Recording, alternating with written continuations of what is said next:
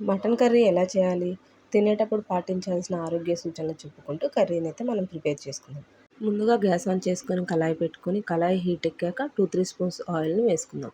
ముందుగా కట్ చేసి పెట్టుకున్న ఆనియన్స్ను ఆయిల్లో వేసుకొని ఈ ఆనియన్స్ను పచ్చివాసన పోయేదాకా ఫ్రై చేయాలి.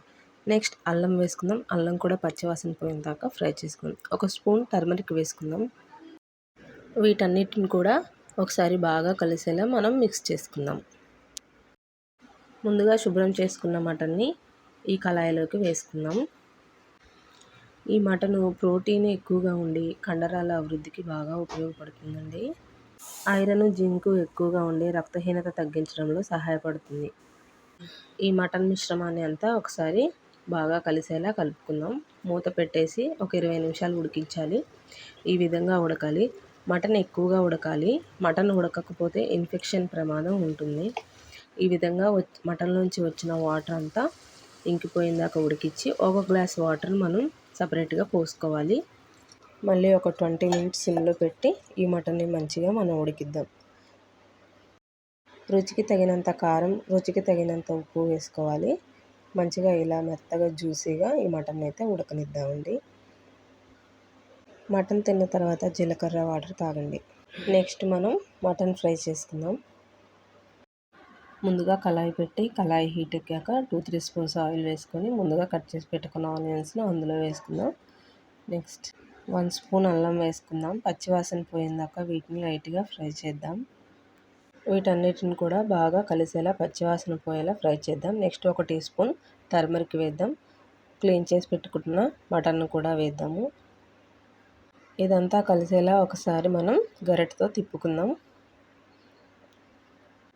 వారానికి 1 లేదా 2 సార్లు, ఒకసారి 100 గ్రాములు, 120 గ్రాములు చాలండి. మటన్ని ఎక్కువ తీసుకోవడం కూడా మంచిది కాదు కదా.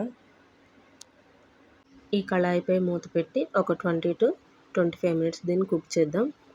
ఇలా ఆయిల్ సపరేట్ అవుతుంది కదా, మళ్ళీ ఒకసారి గరిటెతో తిప్పి దీన్ని అంతా కలిసేలా మళ్ళీ ఒకసారి ఉడకనించాలి. మటన్లో ఒమేగా 3 విటమిన్ B12 లభించే హార్మోన్ సమతుల్యతకు చాలా మంచిది.